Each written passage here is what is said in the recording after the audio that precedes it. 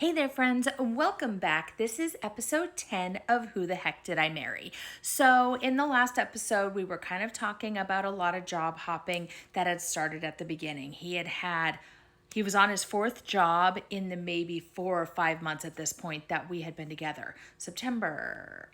August, September, October, November, 4 months because we're in November. Okay, so he's currently working at an ATV off-roading vehicle company, and we are going to get to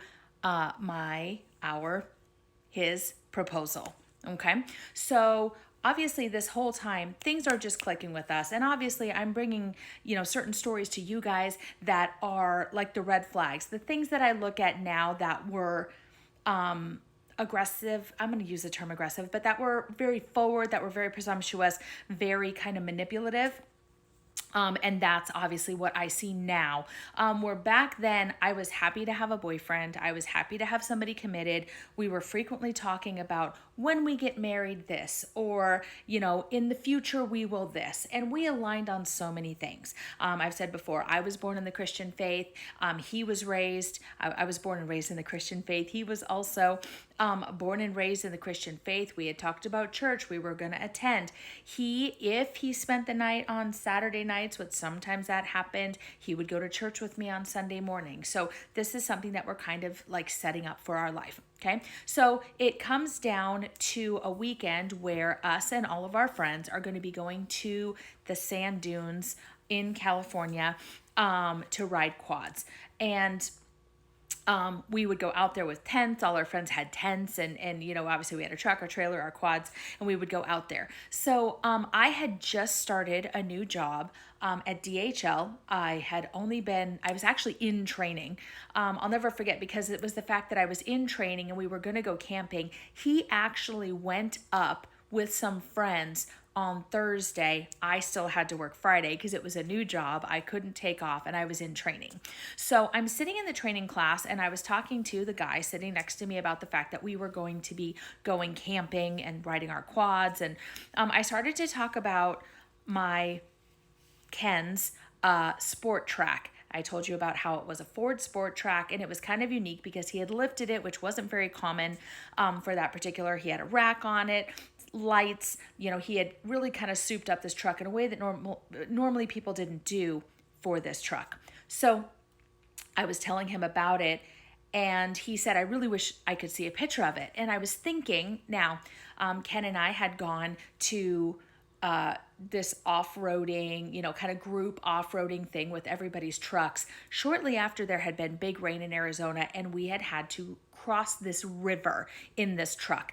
And I remember that somebody in the off-roading group had posted a photo of us crossing the river, and it was a really good photo of the truck, kind of an action shot. So I knew that was posted in the off-roading group. This is, again, years back, where not everything was on Facebook. This was an off-roading message board that people just met on, shared on, chatted on, organized things on. So I Googled, because I knew his username on this off-roading site.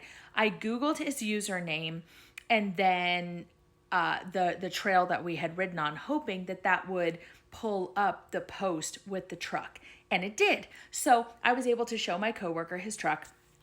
And after I had shown it to him, we were talking about it. Then he's like, oh, we were on like lunch or a break or something. He left. And so I was like, oh, let me see what else they're talking about in this off-road chat. So I click his profile to look at all the things that he has posted on. And that is when I stumbled across a post talking about our camp out that we were going on that weekend. So he had gone up early with some of the guys from this off-roading group. I was coming up after work on Friday, and I was also bringing up a few of my friends who were going to come with us for the first time. Some of his friends were also meeting us up there. I say up there, it's actually down there in California, but we were all meeting there. And it was at that point in time that I figured out why so many people were coming on this trip. I found a post where somebody in the group said, well, you're going to have to talk to Ken about other arrangements because there are plans for this weekend because something's happening. I don't want to out. And then Ken comes in and says, she's not on this site, she'll never see it. So I don't mind saying that I'm proposing to my girlfriend this weekend. So I actually found out about the proposal about 24 hours before it was supposed to happen because I stumbled across a post on this website and I felt so incredibly guilty. So my girlfriends all meet up. We're all in the car getting ready to go up to go camping, and we're on the road for maybe an hour. And finally, I can't contain myself anymore. And I tell my girlfriends, okay, I have to be honest and I need to know your opinion. What do I do? I know he's going to propose this weekend. Like, do I tell him that I found the post, that I wasn't trying to be nosy, I was just showing a coworker his truck, and what should I do? And all of my girlfriends said, do not tell him. Let him have his moment. Let him have his moment of proposing. You just go along with everything and it's going to happen, because they all knew it was going to happen, because that's why everybody came on this was going to come on this camping trip, right? So I kept it a secret. I kept it until about a week after it had happened. But I'll get to the proposal. So we're at the sand dunes and it was Saturday night. And he says to me, do you want to go for maybe a later evening ride, right before the sun comes down? Once it's dark, you don't want to go deep into the sand dunes because the hills and everything else, and our quads had lights on them, but you don't want to take chances. So we needed to be home before dark. So he's like, if we go right now, we could catch a great view of the sunset. You want to go riding with me? So I knew that this is when it was going to happen. And I was like, yeah, of course, sure, let's go. So we go and we kind of get up to a higher sand dune and we stop. And he's like, let me take some pictures of you with the sunset. So we get some pictures of me with the sunset.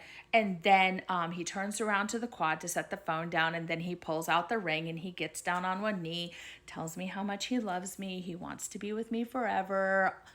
I'm his wife. He wants me to be his wife. All these things. Will I marry him? And of course, I said yes. And we kiss and we take a couple attempted selfies with a digital camera. If y'all remember how we used to do that. And so we got back on our quads and we rode back. And made it just at nightfall. So, of course, everybody at camp knew what was going on while we were out there. So by the time we get back, they've hung up a banner that says, congratulations, and somebody's playing, some like country love song out of the stereo of a truck, and they've got champagne and they've got glasses and they've already built a big campfire. So anyways, everybody's ready for a big party to congratulate us. And obviously we get off the quads and the first thing, did she say yes? Did you say, yes, she said yes. So yay, everybody's happy and everybody's there. And it was just really a cool moment, a little bit squashed by the fact that I found out about the proposal about 24 hours out, but I let him have his moment. It was great. Everything, again, seemed great. He told me how much he loved me, how much we wanted a future together.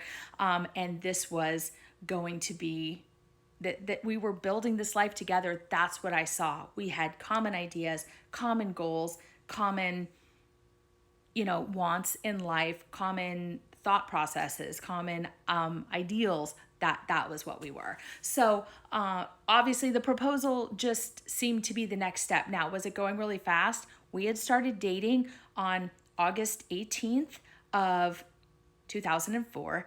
And this is now, I believe it was, can't believe I don't 100% remember, Thanksgiving weekend. No, it was not Thanksgiving weekend. It was in November though. It had to be the weekend before Thanksgiving then, because I knew it was on a holiday weekend. So I'm going to say that we had been dating for 4 months when he proposed. So again, things are moving quickly. But y'all remember when I told you I was having a talk with my dad at one point in time about how I felt like I was eternally single? And my dad kind of said to me, when that day comes, you'll know. You'll know it's him. You'll know it's right. And it can move very quickly. It doesn't have to be drawn out. If it's right, you'll know it's right. And there's no reason to date for 4 years when you know it's right. So I just really was ignoring all the red flags because I guess I really just wanted it to be right. So we then started planning a wedding.